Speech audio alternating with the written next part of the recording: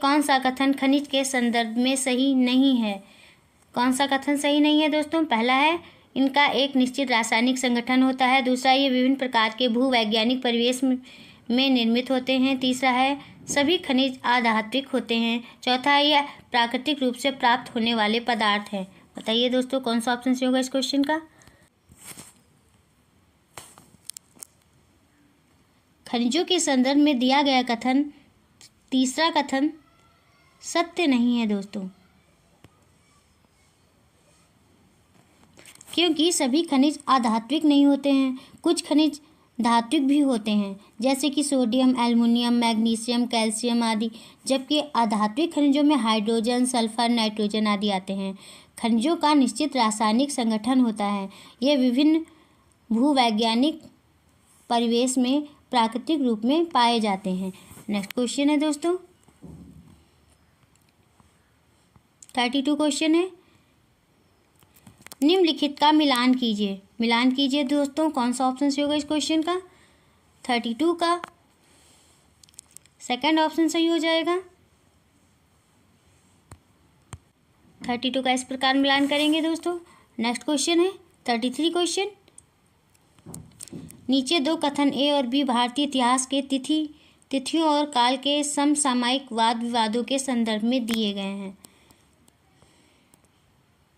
कथन ए है हिंदू मुस्लिम ब्रिटिश जैसी कालावधि उपयुक्त है क्योंकि शासकों का धर्म ही एकमात्र महत्वपूर्ण ऐतिहासिक परिवर्तन रहा है।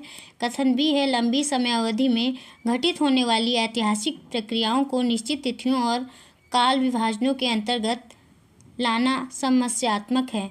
बताइए दोस्तों इस क्वेश्चन का कौन सा ऑप्शन सही हो जाएगा? 33 का थर्ड ऑप्शन सही हो जाएगा दोस्तों। ए गलत है किंतु बी सही है। भारतीय इतिहास के तिथियों और काल के समसामयिक वाद विवादों के संदर्भ में कथन ए गलत है क्योंकि हिंदू मुस्लिम ब्रिटिश जैसी कालावधि उपयुक्त नहीं है। इस समय शासकों का धर्म ही एकमात्र महत्वपूर्ण ऐतिहासिक परिवर्तन नहीं रहा है, जबकि कथन बी सत्य है क्योंकि लंबी समय अवधि में घटित होने वाली ऐतिहासिक प्रक्रियाओं को निश्चित तिथियों और काल विभाजनों के अंतर्गत लाना समस्यात्मक है। नेक्स्ट क्वेश्चन है 34 क्वेश्चन। नीचे दो कथनों ए तथा बी 19वीं शताब्दी में नई लोकप्रिय भारतीय कला के संदर्भ में है।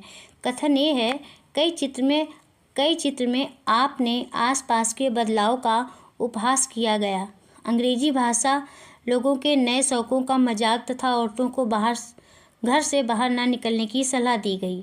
कथन बी है राष्ट्रवादी विचारों को अभिव्यक्त करने और लोगों को ब्रिटिश शासन के खिलाफ उद्वेलित करने के लिए छवियों का इस्तेमाल किया जाता था। बताइए दोस्तों इस क्वेश्चन का कौन सा ऑप्शन सही होगा? 34 का फर्स्ट ऑप्शन सही हो जाएगा। ए और बी दोनों सही हैं किंतु ए की सही व्याख्या बी नहीं है।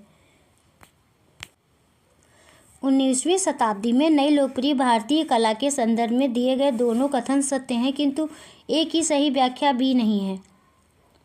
इस समय कई चित्रों में अपने आसपास के बदलाव का उपहास किया गया। अंग्रेजी भाषा लोगों के नए शौकों का मजाक तथा औरतों को घर से बाहर न निकलने की सलाह दी गई। साथ ही साथ इस समय राष्ट्रवादी विचारों को अभिव्यक्त करने और लोगों को ब्रिटिश शासन के खिलाफ उद्वेलित करने के लिए छवियों का इस्तेमाल किया जाता था। नेक्स्ट क्वेश्चन है 35 क्वेश्चन।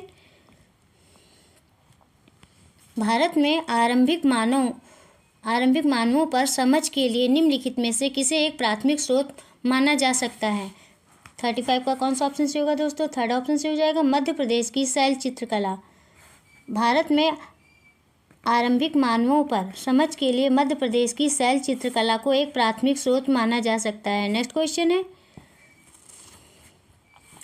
36 क्वेश्चन। ब्रिटिश काल से पहले बच्चों को पढ़ाया जाता था।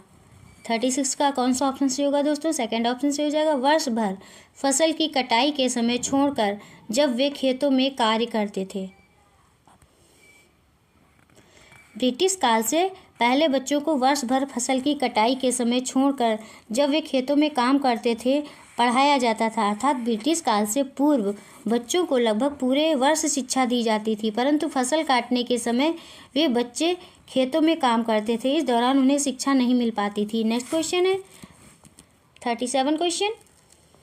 नीचे दो कथन ए और बी 18-19वीं शताब्दी में यूरोप में राष्ट्र राज्यों के उदय संदर्भ में हैं।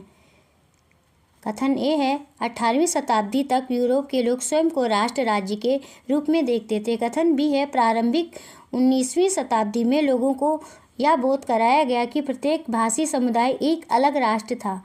37 का कौन सा ऑप्शन सही होगा दोस्तों? 37 का थर्ड ऑप्शन सही हो जाएगा। ए गलत है किंतु बी सही है। 18 और 19वीं शताब्दी में यूरोप में राष्ट्र राज्यों के उदय के संदर्भ में दिया गया कथन ए गलत है, क्योंकि 18वीं शताब्दी तक यूरोप के लोग स्वयं को राष्ट्र राज्य के रूप में नहीं देखते थे। इसका विकास बाद में हुआ, जबकि कथन बी सत्य है, क्योंकि प्रारंभिक 19वीं शताब्दी में लोगों को यह बोध कराया गया कि प्रत्येक भाषी समुदाय एक अलग राष्ट्र है। नेक्स्ट क्वेश्चन है 38 क्वेश्चन। BCE का तात्पर्य है, क्या तात्पर्य है दोस्तों? 38 का कौन सा ऑप्शन से होगा? फर्स्ट ऑप्शन से हो जाएगा बिफोर कॉमन एरा। BCE का तात्पर्य बिफोर कॉमन एरा है। इससे ईसा पूर्व भी कहा जाता है। यह तिथियों को लिखने में प्रयोग किया जाता है। जो घटनाएं ईसा से पूर्व घटित हुई होती हैं उन्हें BCE में लिखते हैं। ईसा के संवत में घटित घटनाओं को CE में लिखते हैं। नेक्स्ट क्वेश्चन है दोस्तों 39 क्वेश्चन। हम यह आज कैसे जानते हैं कि पुरा पाषाण युग में भारत में शुतुरमुर्ग होते थे? बताइए दोस्तों कैसे जानते हैं? कौन सा ऑप्शन से होगा? 39 का फर्स्ट ऑप्शन से हो जाएगा। महाराष्ट्र के पटने पुरा स्थल से शुतुरमुर्ग के अंडों के अवशेष मिले हैं। पुरा पाषाण युग में भारत में शुतुरमुर्ग होते थे। इसका साक्ष्य महाराष्ट्र के पटने पुरा स्थल से मिला है। यहाँ से शुतुरमुर्ग के अंडों के अवशेष मिले हैं। पटने एक पुरा पाषाण कालीन स्थल है। नेक्स्ट क्वेश्चन है 40 क्वेश्चन। हड़प्पा सभ्यता का पतन कैसे हुआ? कैसे हुआ दोस्तों? ए है ऐसा लगता है कि शासकों का नियंत्रण समाप्त हो गया। बी है जंगलों का विनाश हो गया। सी है सभ्यता के पूरे क्षेत्र में बाढ़ आ गई। और डी है संभवतः नदियाँ सूख गई थीं। बताइए दोस्तों इस क्वेश्चन का कौन सा ऑप्शन से होगा? फर्स्ट ऑप्शन से हो जाएगा ए, बी और डी।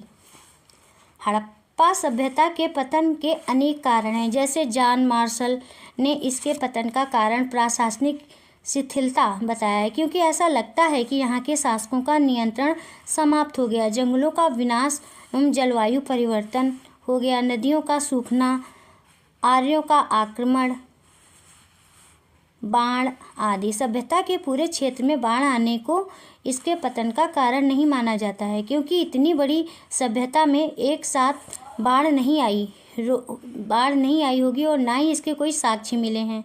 नेक्स्ट क्वेश्चन है दोस्तों 41 क्वेश्चन है।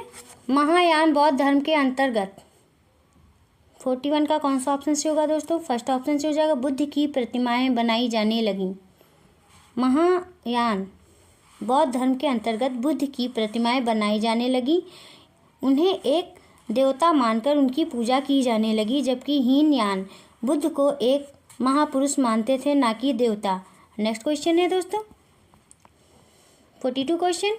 खिलजी और तुगलक वंश के अंतर्गत प्रशासन और समेकन के संदर्भ में सही क्या है? क्या सही है दोस्तों? कौन सा ऑप्शन सही होगा 42 का? 42 का सेकेंड ऑप्शन सही हो जाएगा। दिल्ली से बंगाल जैसे सुदूर प्रांतों का नियंत्रण कठिन था। खिलजी और तुगलक वंश के अंतर्गत प्रशासन और समेकन के संदर्भ में विकल्प 2 सही है, क्योंकि इस समय दिल्ली में बंगाल जैसे सुदूर प्रांतों का नियंत्रण कठिन था। ये दोनों राजवंश बंगाल पर अपना पूर्ण नियंत्रण नहीं कर सके और वहीं पर समय समय पर विद्रोह होते रहे, क्योंकि यह दिल्ली से बहुत दूर था। नेक्स्ट क्वेश्चन है 43 क्वेश्चन। जनजातीय लोगों के इतिहास के पुनर्निर्माण में निम्न में से कौन सा कथन गलत है? कौन सा कथन गलत है दोस्तों? 43 का फर्स्ट ऑप्शन सही होगा। अधिकांश जनजातीय समूह ने लिखित दस्तावेज रखा है। जनजातीय लोगों के इतिहास के पुनर्निर्माण में दिया गया कथन पहला गलत है, क्योंकि अधिकांश जनजातीय समूह के पास कोई लिखित दस्तावेज नहीं था। जनजातियों में शिक्षा का अभाव तथा जागरूकता की कमी थी। वे अपने आप को समाज से अलग अलग थलग समझते थे, जिसके कारण उनके विषय में कम जानकारी मिलती है। नेक्स्ट क्वेश्चन है दोस्तों 44 क्वेश्चन। 1857 ईस्वी के विद्रोह के बाद अंग्रेजों ने किस प्रकार भारत पर अपने नियंत्रण को समेकित किया? बताइए दोस्तों, कौन सा ऑप्शन सही होगा? 44 का फोर्थ ऑप्शन सही हो जाएगा, ईस्ट इंडिया कंपनी के सारे अधिकार ब्रिटिश साम्राज्य के हाथ में सौंप कर, ताकि भारतीय मामलों को ज़्यादा बेहतर ढंग से संभाला जा सके। नेक्स्ट क्वेश्चन है 45 क्वेश्चन। निम्नलिखित में से क्या प्रतिनिधि लोकतंत्र की विशेषता नहीं है? 45 का सेकेंड ऑप्शन सही हो जाएगा, जनता की निर्णय निर्माण की प्रक्रिया में प्रत्यक्ष सहभागिता। जनता की निर्णय निर्माण की प्रक्रिया में प्रत्यक्ष सहभागिता प्रतिनिधि लोकतंत्र की विशेषता नहीं है। इसकी विशेषताओं में प्रतिनिधियों के हाथ में निर्णय निर्माण की प्रक्रिया, जनता को मतदान का अधिकार, मतदान द्वारा प्रतिनिधि का चुनाव आदि है। नेक्स्ट क्वेश्चन है 46 क्वेश्चन। भारत के किस क्षेत्र को छोटा तिब्बत कहा गया? किस क्षेत्र को छोटा तिब्बत कहा गया दोस्तों? बताइए कौन सा ऑप्शन सही होगा? 46 का फोर्थ ऑप्शन सही हो जाएगा, लद्दाख को। भारत ने लद्दाख क्षेत्र को छोटा तिब्बत कहा जाता है। भारत के लद्दाख क्षेत्र को छोटा तिब्बत कहा जाता है। यह जम्मू कश्मीर राज्य का एक भाग था। वर्तमान में यह एक केंद्र शासित प्रदेश बना दिया गया है। नेक्स्ट क्वेश्चन है 47 क्वेश्चन। भारत में अपील प्रणाली का पौनर्वाणिक प्रणाली किसे कहते हैं? किसे कहते हैं दोस्तों? 47 का थर्ड ऑप्शन सही हो जाएगा, निचले न्यायालय के आदेश के खिलाफ उच्च न्यायालय से अपील का प्रावधान। नेक्स्ट क्वेश्चन है 48 क्वेश्चन। निम्नलिखित में से कौन सा प्रायद्वीपीय पठार का लक्षण नहीं है? कौन सा लक्षण नहीं है दोस्तों? 48 का थर्ड ऑप्शन से हो जाएगा, इस पठार पर पश्चिम की ओर बहने वाली महानदी और कृष्णा नदियाँ मौजूद हैं। प्रायद्वीपीय पठार के उत्तर पश्चिम में अरावली श्रृंखला स्थित है। यहाँ कोयला और लौह अयस्क जैसे खनिजों की प्रचुरता है। इस पठार पर पूर्व की ओर बहने वाली नदियों में महानदी एवं कृष्णा प्रमुख है, ना कि ये नदियाँ पश्चिम की ओर बहती हैं। यह पठार उत्तरी मैदानों के दक्षिण में स्थित है, इसलिए विकल्प तीसरा प्रायद्वीपीय पठार का लक्षण नहीं है। नेक्स्ट क्वेश्चन है दोस्तों 49 क्वेश्चन। निम्नलिखित में से कौन सा कथन अफ्रीका के बारे में सही है? कौन सा सही है दोस्तों? 49 का फर्स्ट ऑप्शन सही हो जाएगा, यही एक ऐसा महाद्वीप है जिससे होकर कर्क विषुवत तथा मकर रेखाएं गुजरती हैं। अफ्रीका महाद्वीप के संदर्भ में दिया गया विकल्प पहला सही है, क्योंकि यह एकमात्र ऐसा महाद्वीप है जिससे होकर कर्क विषुवत तथा मकर रेखाएं गुजरती हैं। गोबी मरुस्थल एशिया में, यूराल पर्वत यूरोप में और एशिया में स्थित है। अफ्रीका महाद्वीप का कुछ भाग दक्षिणी गोलार्ध में स्थित है। नेक्स्ट क्वेश्चन है 50 क्वेश्चन। भारत के दक्षिणी भागों विशेषकर तमिलनाडु और आंध्र प्रदेश में शरद ऋतु में वर्षा होती है। क्योंकि 50 का कौन सा ऑप्शन से होगा दोस्तों? फोर्थ ऑप्शन से हो जाएगा, पवन स्थल भागों से लौटकर बंगाल की खाड़ी की ओर बहती है।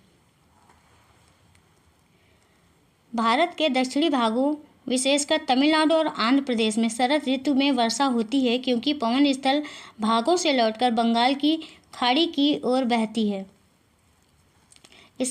इसे लौटता हुआ मानसून भी कहते हैं। नेक्स्ट क्वेश्चन है 51 क्वेश्चन। निम्नलिखित में से कौन भ्रंशोत पर्वत है? कौन सा भ्रंशोत पर्वत है दोस्तों? 51 का थर्ड ऑप्शन से हो जाएगा, वासजेस पर्वत। दिए गए पर्वतों में से वासजेस पर्वत एक भ्रंशोत पर्वत है। इसका निर्माण भ्रंश के कारण हुआ है। भ्रंशोत पर्वत को ब्लॉक पर्वत भी कहते हैं। इसका निर्माण पृथ्वी की ऊपरी सतहों के भ्रंशन के द्वारा होता है। यूरोप की राइन घाटी तथा वासजेस पर्वत हार्ज इसके उदाहरण हैं। नेक्स्ट क्वेश्चन है 52 क्वेश्चन। कथन ए, पृथ्वी से हमें चंद्रमा का केवल एक ही भाग दिखाई पड़ता है। कथन बी है, चंद्रमा पृथ्वी का एक चक्कर लगाकर 27 दिनों में पूरा करता है और लगभग इतने ही समय में वह अपने अक्ष पर एक चक्कर भी पूरा करता है। नीचे दिए गए विकल्पों में से सही विकल्प का चयन कीजिए। चयन कीजिए दोस्तों। 52 का कौन सा ऑप्शन सही होगा? 52 का फोर्थ ऑप्शन सही हो जाएगा। ए और बी दोनों सही हैं और बी ए की सही व्याख्या है। नेक्स्ट क्वेश्चन है 53 क्वेश्चन। कायांतरित सेल के बारे में दिए गए ए, बी और सी कथनों पर विचार कीजिए और सही विकल्प का चयन कीजिए। ए है आग्नेय और अवसादी सेल उच्च ताप और दाब के प्रभाव में कायांतरित सेलों में परिवर्तित हो जाती हैं। बी है कायांतरित सेल उच्च ताप और दाब के प्रभाव में पिघलकर द्रवित मैग्मा बनाते हैं। सी है संगमरमर एक कायांतरित सेल है। बताइए दोस्तों 53 का कौन सा ऑप्शन सही होगा? 53 का सेकेंड ऑप्शन सही हो जाएगा। ए, बी और सी तीनों सही हैं। नेक्स्ट क्वेश्चन है 54 क्वेश्चन। अंतरिक्ष से प्रवेश करने वाले उल्कापिंड वायुमंडल की किस परत में आने पर जल जाते हैं? बताइए दोस्तों किस परत पर आने पर जल जाते हैं? 54 का फोर्थ ऑप्शन सही हो जाएगा, मध्यमंडल। अंतरिक्ष में प्रवेश करने वाले उल्कापिंड वायुमंडल के मध्य में आने पर जल जाते हैं। इनके कुछ टुकड़े धरती पर भी आ जाते हैं। मध्यमंडल का विस्तार समतापमंडल की सीमा से 60 किलोमीटर की ऊंचाई तक है। नेक्स्ट क्वेश्चन है दोस्तों 55 क्वेश्चन। ऋतु प्रवास जुड़ा हुआ है, किससे जुड़ा हुआ है दोस्तों? कौन सा ऑप्शन सही होगा? 55 का फोर्थ ऑप्शन सही हो जाएगा, लोगों के आवागमन से। ऋतु प्रवास लोगों के आवागमन से जुड़ा हुआ है। इनके तहत विश्व के अनेक चरवाहे ऋतु प्रवास करते हैं। ठंड के मौसम में वे अपने पशुओं को चराने हेतु किसी गर्म जलवायु वाले क्षेत्र में चले जाते हैं। फिर ठंड समाप्त होने पर वे अपने घर को वापस आ जाते हैं। नेक्स्ट क्वेश्चन है 56 क्वेश्चन। स्थायी पवनों के संबंध में कथन ए और बी पर विचार कीजिए और सही विकल्प का चयन कीजिए। ए है ये पवनें वर्ष भर लगातार निश्चित दिशा में चलती रहती हैं। बी है पश्चिमी एवं पूर्वी पवनें इनके उदाहरण हैं। बताइए दोस्तों इस क्वेश्चन का कौन सा ऑप्शन सही होगा? 56 का सेकंड ऑप्शन सही हो जाएगा। ए और बी दोनों सही हैं। नेक्स्ट क्वेश्चन है 57 क्वेश्चन। ब्राज़ील के कंपोस और वेनेजुएला के लानोस उदाहरण हैं। किसके उदाहरण है दोस्तों? 57 का सेकंड ऑप्शन सही हो जाएगा, उष्णकटिबंधीय घास स्थल के। उष्णकटिबंधीय घास स्थल के ब्राज़ील के कंपोस और वेनेजुएला के लानोस उष्णकटिबंधीय घास स्थल के उदाहरण हैं। सवाना तथा पार्कलैंड भी उष्णकटिबंधीय घास के मैदान हैं। प्रेरी, पम्पास, डाउन्स, वेल्ड आदि शीतोष्णकटिबंधीय घास के मैदान हैं। नेक्स्ट क्वेश्चन है दोस्तों 58 क्वेश्चन। जलवायु के संबंध में कथन ए और बी पर विचार कीजिए और सही विकल्प का चयन कीजिए। ए है जलवायु वायुमंडल में दिन प्रतिदिन होने वाला परिवर्तन है। बी है किसी स्थान की जलवायु केवल उसकी ऊंचाई तथा उच्चवच पर निर्भर करती है। 58 का कौन सा ऑप्शन सही होगा दोस्तों? 58 का थर्ड ऑप्शन सही हो जाएगा। ए और बी दोनों गलत हैं। जलवायु के संबंध में दिए गए दोनों कथन गलत हैं, क्योंकि जलवायु वायुमंडल में दिन प्रतिदिन होने वाला परिवर्तन नहीं है, बल्कि किसी विस्तृत क्षेत्र की औसत मौसम दशाओं में परिवर्तन को उस स्थान की जलवायु कहा जाता है। जलवायु को केवल ऊंचाई तथा उच्छ्वास ही प्रभावित नहीं करते, बल्कि तापमान, वानस्पतिक घटक आदि भी प्रभावित करते हैं। नेक्स्ट क्वेश्चन है 59 क्वेश्चन। दिए गए लक्षणों ए और बी के आधार पर ऊर्जा स्रोत की पहचान करें। ए है या एक परंपरागत ऊर्जा का स्रोत है। बी है या ऊर्जा स्रोत तब निर्मुक्त होता है जब परिष्कृत तेल को धरातल पर लाया जाता है। 59 का कौन सा ऑप्शन से होगा दोस्तों? फर्स्ट ऑप्शन से हो जाएगा, प्राकृतिक गैस। दिए गए दोनों लक्षण प्राकृतिक गैस के हैं, क्योंकि यह एक पारंपरिक ऊर्जा स्रोत है तथा यह ऊर्जा स्रोत तब निर्मुक्त होता है जब अपरिष्कृत तेल को धरातल पर लाया जाता है। नेक्स्ट क्वेश्चन है 60 क्वेश्चन। भारत का शोध संस्थान मैत्री कहाँ अवस्थित है? कहाँ अवस्थित है दोस्तों? 60 का फर्स्ट ऑप्शन सही हो जाएगा, आर्कटिका। भारत का शोध संस्थान मैत्री अंटार्कटिका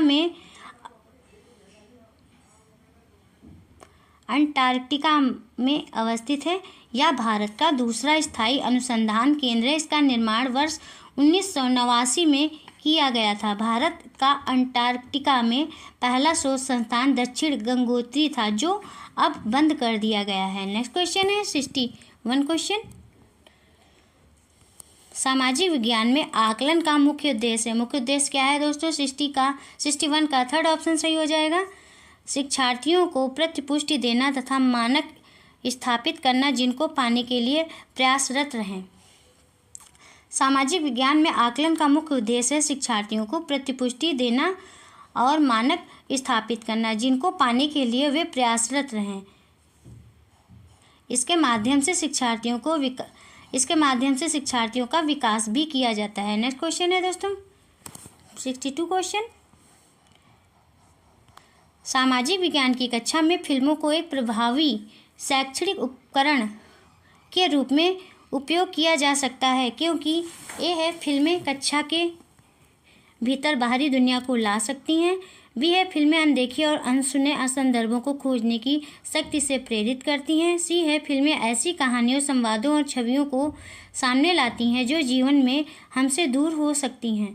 डी है फिल्में एक वस्तुनिष्ठ माध्यम है जो छात्रों को एक ही तरीके से अपने विचार प्रस्तुत करने के लिए प्रोत्साहित कर सकती हैं। सही विकल्प का चयन कीजिए दोस्तों। कौन सा ऑप्शन सही होगा? 62 का फोर्थ ऑप्शन सही हो जाएगा। ए, बी और सी। सामाजिक विज्ञान की कक्षा में फिल्मों को एक प्रभावी शैक्षणिक उपकरण के रूप में उपयोग किया जा सकता है, क्योंकि फिल्में कक्षा के भीतर बाहरी दुनिया को ला सकती हैं। फिल्में अनदेखी और अनसुने संदर्भों को खोजने की शक्ति से प्रेरित करती हैं और फिल्में ऐसी कहानियाँ, संवादों और छवियों को सामने लाती हैं जो जीवन में हमसे दूर हो सकती हैं। फिल्में वस्तुनिष्ठ माध्यम नहीं होती हैं और ना ही यह छात्रों को विचार प्रस्तुत करने को प्रोत्साहित करती हैं। नेक्स्ट क्वेश्चन है दोस्तों 63 क्वेश्चन।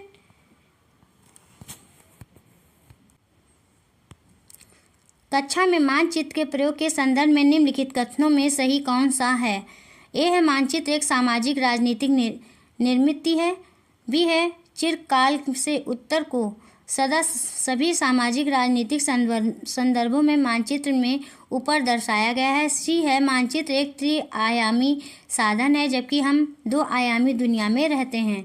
तीसरा है शिक्षार्थियों में समय की अवधारणा को विकसित करने के लिए मानचित्र एक सहायक सामग्री है। सही विकल्प का चयन कीजिए दोस्तों। कौन सा ऑप्शन सही होगा? 63 का फोर्थ ऑप्शन सही हो जाएगा, केवल ए।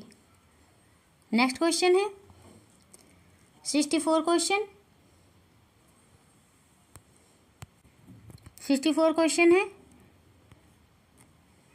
शिक्षार्थियों के जीवन से अधिगम को जोड़ने के प्रयास में सामाजिक विज्ञान के शिक्षक को चाहिए कि यह विषय वस्तु में विविध सांस्कृतिक दृष्टिकोणों को इरादतन एवं सुस्पष्ट शामिल करें। बी है कक्षा में शिक्षार्थियों को उनके निजी एवं पारिवारिक संदर्भ से चिन्हित करना। सी है शिक्षार्थियों को अपने उदाहरण एवं अनुभवों को कक्षा में साझा करने के लिए मौका दें। सही विकल्प का चयन करें दोस्तों। कौन सा ऑप्शन सही होगा? 64 का फर्स्ट ऑप्शन सही हो जाएगा, ए और सी।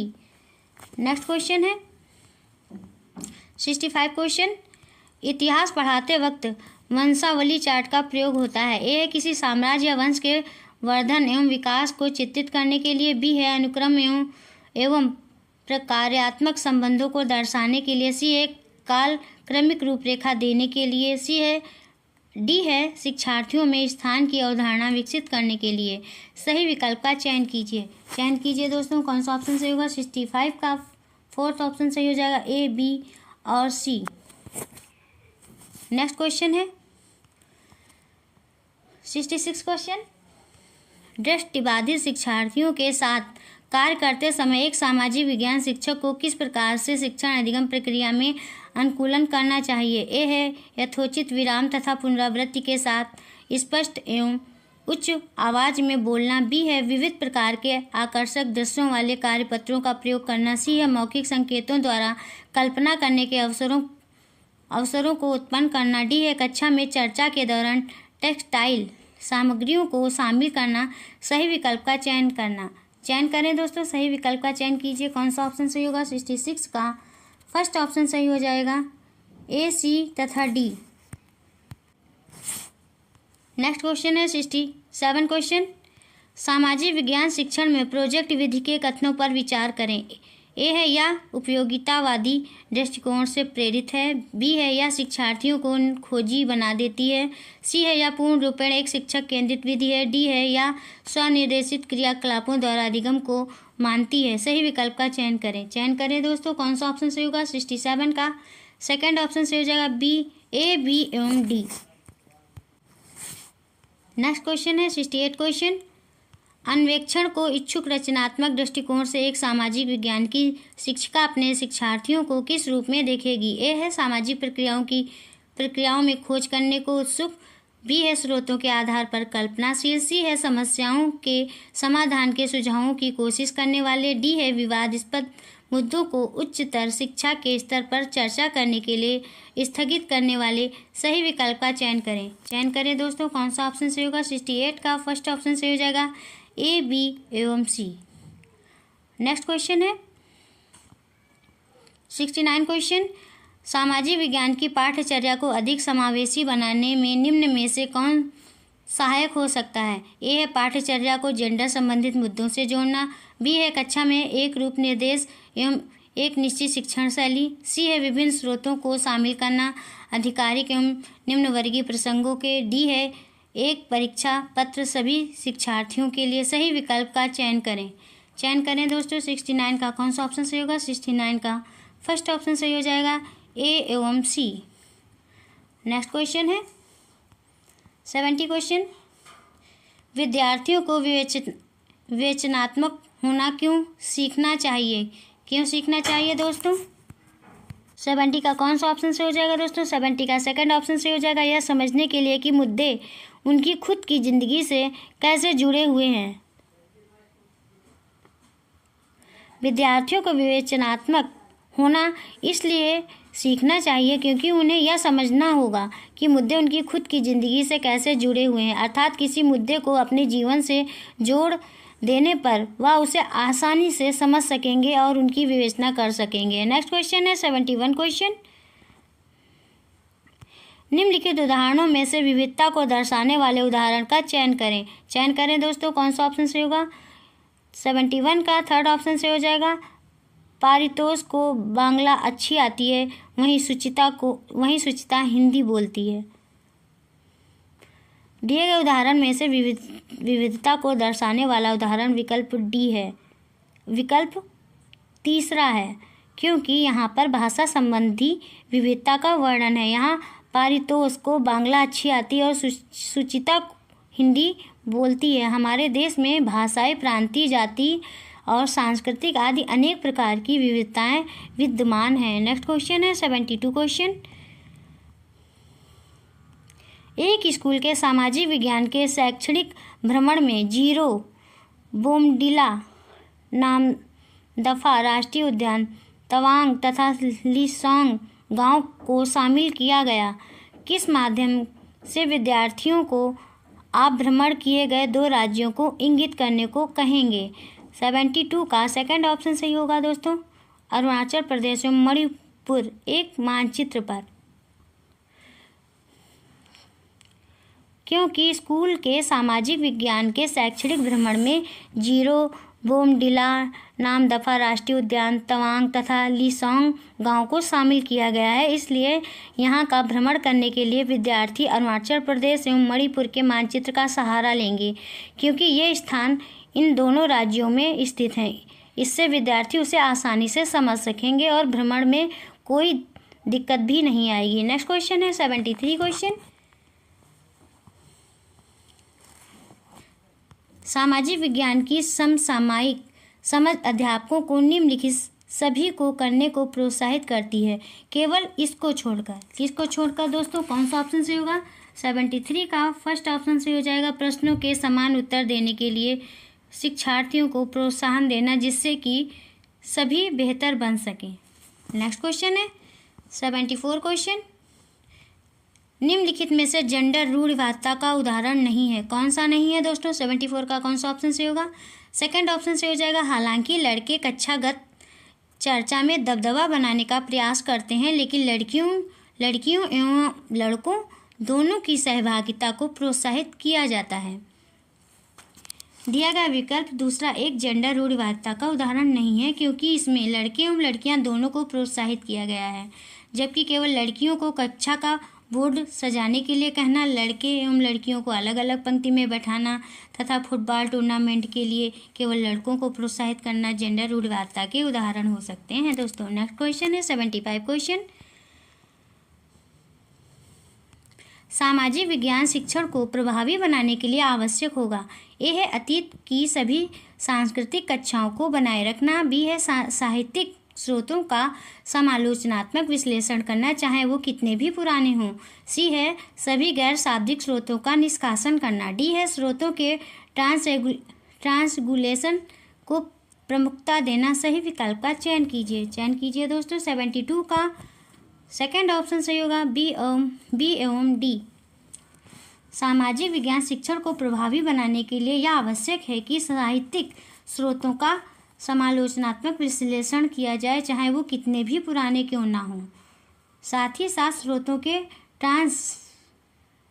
ट्रायंगुलेशन यानी कि त्रिकोणीयन का प्रमुखता दी जाए। इनके द्वारा ही सामाजिक विज्ञान शिक्षण को प्रभावी बनाया जा सकता है। नेक्स्ट क्वेश्चन है 76 क्वेश्चन। कक्षा में सामाजिक न्याय के प्रति संवेदनशीलता को प्रोत्साहित किया जा सकता है। ए है कक्षा में विचार विमर्श के दौरान समकालीन जन आंदोलनों और पक्ष समर्थन की कहानियों के अंशों को शामिल करके। बी है भारतीय सामाजिक परिवेश के ऐतिहासिक संदर्भों को एक गैर बराबर शक्ति समीकरण के रूप में देखकर। और सी है सामाजिक न्याय पर आधारित संवैधानिक प्रावधानों को कक्षा चर्चा में शामिल करके। डी है कक्षा के दोषी बच्चों को तुरंत शारीरिक दंड देकर। सही विकल्प का चयन करें दोस्तों। कौन सा ऑप्शन सही होगा इस क्वेश्चन का? 76 का फर्स्ट ऑप्शन सही हो जाएगा, ए, बी और सी। कक्षा में सामाजिक न्याय के प्रति संवेदनशीलता को प्रोत्साहित करने के लिए कथन ए, बी व सी का सहारा लिया जा सकता है, जबकि कथन डी को प्रोत्साहित नहीं किया जा सकता है, क्योंकि कक्षा के दोषी बच्चों को तुरंत शारीरिक दंड देकर न्याय को सुनिश्चित नहीं किया जा सकता है। इसलिए विकल्प ए सही उत्तर है। नेक्स्ट क्वेश्चन है दोस्तों 77 क्वेश्चन। इतिहास शिक्षण शास्त्र प्रयास करेगा कि ए है इतिहास का निर्माण स्रोतों पर आधारित होता है। बी इतिहास सामाजिक प्रक्रियाओं में निरंतरता और बदलाव को खोजे। सी है इतिहास व्याख्यानों के विभेदों से संलग्न हो तथा प्रमुख समुदाय के विचारों को अनुमोदित करे। डी है इतिहास घटनाओं को एक काल विशेष के सामाजिक राजनीतिक संदर्भों में रखकर देखे। सही विकल्प का चयन करें दोस्तों। कौन सा ऑप्शन सही होगा 77 का? फर्स्ट ऑप्शन सही हो जाएगा, ए, बी तथा डी। 77 का फर्स्ट ऑप्शन सही हो जाएगा दोस्तों, ए, बी तथा डी। इतिहास शिक्षण शास्त्र प्रयास करेगा कि इतिहास का निर्माण स्रोतों पर आधारित होता है, इसलिए इतिहास सामाजिक प्रक्रियाओं में निरंतरता और बदलाव को खोजे तथा इतिहास घटनाओं को एक काल विशेष के सामाजिक राजनीतिक संदर्भ में रखकर देखे। नेक्स्ट क्वेश्चन है दोस्तों 78 क्वेश्चन। प्रदूषण रहित हवा का अधिकार भारत में किस मौलिक अधिकार के भाग के रूप में स्वीकारा गया है? 78 का कौन सा ऑप्शन सही होगा दोस्तों? 78 का फर्स्ट ऑप्शन सही हो जाएगा, जीवन। प्रदूषण रहित हवा का अधिकार भारत में जीवन के मौलिक अधिकार के भाग के रूप में स्वीकारा गया या संविधान के अनुच्छेद 21 के तहत शामिल है, जो प्राण एवं दैहिक स्वतंत्रता का वर्णन करता है। नेक्स्ट क्वेश्चन है 79 क्वेश्चन। भारत का वर्णन करने के लिए विविधता में एकता मुहावरे का निर्माण किसने किया था दोस्तों? 79 का फोर्थ ऑप्शन सही हो जाएगा, जवाहरलाल नेहरू। भारत का वर्णन करने के लिए विविधता में एकता मुहावरे का निर्माण जवाहरलाल नेहरू ने किया था। उन्होंने अपने भाषणों एवं संबोधनों में इसका जिक्र किया था। नेक्स्ट क्वेश्चन है दोस्तों 80 क्वेश्चन। लोकसभा में कितने सदस्य मनोनीत होते हैं, ना कि मतदान द्वारा चुनकर आते हैं? 80 का कौन सा ऑप्शन सही होगा दोस्तों? सेकंड ऑप्शन सही हो जाएगा, 2। लोकसभा में 2 सदस्य मनोनीत होते हैं। ये सदस्य मतदान द्वारा चुनकर नहीं आते हैं, इनका मनोनयन राष्ट्रपति करता है। ये एंग्लो इंडियन समुदाय के होते हैं तथा मनोनीत होते हैं जब लोकसभा में इनका प्रतिनिधित्व नहीं होता है। नेक्स्ट क्वेश्चन दोस्तों, 81 क्वेश्चन। वर्ष 2006 में नेपाल में सरकार का रूप राजतंत्र से बदलकर डैश में क्या फिल करेंगे दोस्तों? हो गया। 81 का सेकंड ऑप्शन से हो जाएगा लोकतंत्र। वर्ष 2006 में नेपाल में सरकार का रूप राजतंत्र से बदलकर लोकतंत्र हो गया, क्योंकि जब वहां चुनाव के माध्यम से शासन एवं सरकार का प्रमुख चुना जाने लगा। वर्ष 2006 से वहां राजा के शासन प्रमुख होने का अधिकार समाप्त हो गया तथा नए संविधान के तहत राष्ट्रपति और प्रधानमंत्री का चुनाव होने लगा। नेक्स्ट क्वेश्चन है 82 क्वेश्चन। जन स्वास्थ्य के क्षेत्र में कोस्टारिका उपागम किसे कहा गया है? किसे कहा गया है दोस्तों? 82 का सेकंड ऑप्शन सही हो जाएगा सैन्य बल ना रखना ताकि जन स्वास्थ्य पर ज़्यादा खर्च किया जा सके।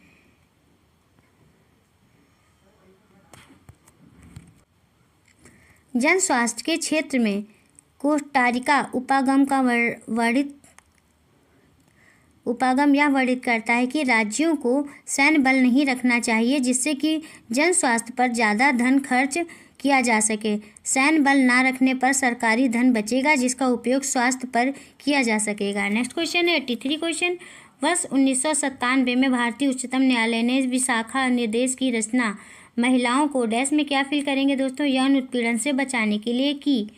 83 का कौन सा ऑप्शन से होगा दोस्तों? फर्स्ट ऑप्शन से हो जाएगा कार्यस्थल पर। वर्ष 1997 में भारतीय उच्चतम न्यायालय ने विशाखा निर्देश की रचना महिलाओं को कार्यस्थलों पर यौन उत्पीड़न से बचाने के लिए की। इसके लिए कई नियम भी निर्धारित किए गए थे। नेक्स्ट क्वेश्चन है दोस्तों 84 क्वेश्चन।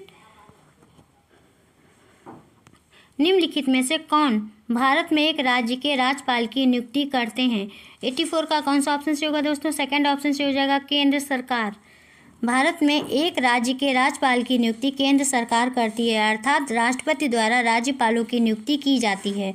राज्यपाल राज्य की कार्यपालिका का प्रमुख होता है। प्रत्येक राज्य में एक राज्यपाल होता है, लेकिन एक ही राज्यपाल को 2 या उससे अधिक राज्यों का राज्यपाल नियुक्त किया जा सकता है। Next question 85 question. निम्नलिखित में से कौन ग्रामीण प्रशासनिक अधिकारी नहीं है?